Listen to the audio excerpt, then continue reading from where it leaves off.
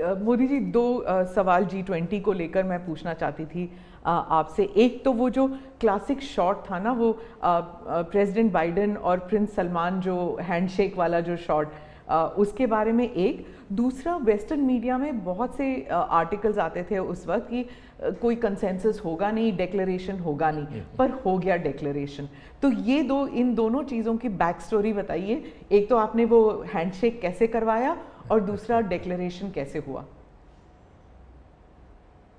एक global good जब उसके लिए काम करते हैं और अपने निजी कोई इफ्स एंड बट्स नहीं होते हैं, तो आप दुनिया को ऑन बोर्ड ले सकते हैं।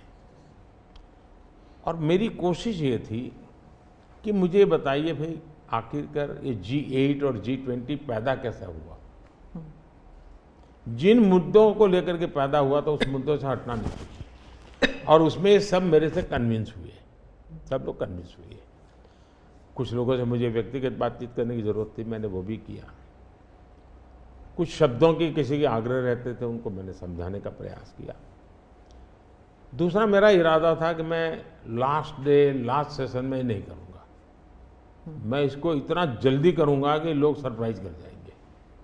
और इसलिए मैंने दूसरे ही दिन पहले ही सत्र में डिक्लेरेशन वाला काम पूरा कर दिया। तो जो नेगेटिव अनुमानों के आधार पर सारा G20 घसीटने की कोशिश होती थी, मैं इसको किसी भी हालत में चौंका देना चाहता था। तो दैट वाज माय स्ट्रेटेजी, और वो स्ट्रेटेजी सफल हुई।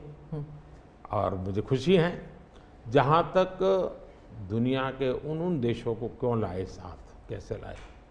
देखिए, सिल्क रूट की चर्चा हम बहुत समय से सुनते आए हैं। सिल्क रूट किसने बनाया, कैसे बना, कोई हिस्ट्री अवेलेबल नहीं है। तो सिल्क रूट चल पड़ा और यानी इवॉल्व हुआ धीरे धीरे। हम लोगों ने ये जो IMEC की दिशा में हम गए हैं, ये बहुत बड़ा गेम चेंजर बनने वाला है, और आने वाले हजारों साल उसका इम्पैक्ट है। जैसा सिल्क रूट का इम्पैक्ट हजारों साल रहा, वैसा इसको इम्पैक्ट रहने वाला है। और उसमें मैं सबको विश्वास हुआ कि भाई हाँ, ये तरीका है। उसमें गल्फ कंट्रीज का भी पॉजिटिव और प्रोएक्टिव रोल था। भारत ने एक अच्छी भूमिका निभाने का भारत को अवसर मिला। US, यूरोप हमारे साथ थे, और सबको लगा कि एक कॉन्क्रीट पॉजिटिव आउटकम निकलेगा, तो हम उसको लेकर के मिलते थे।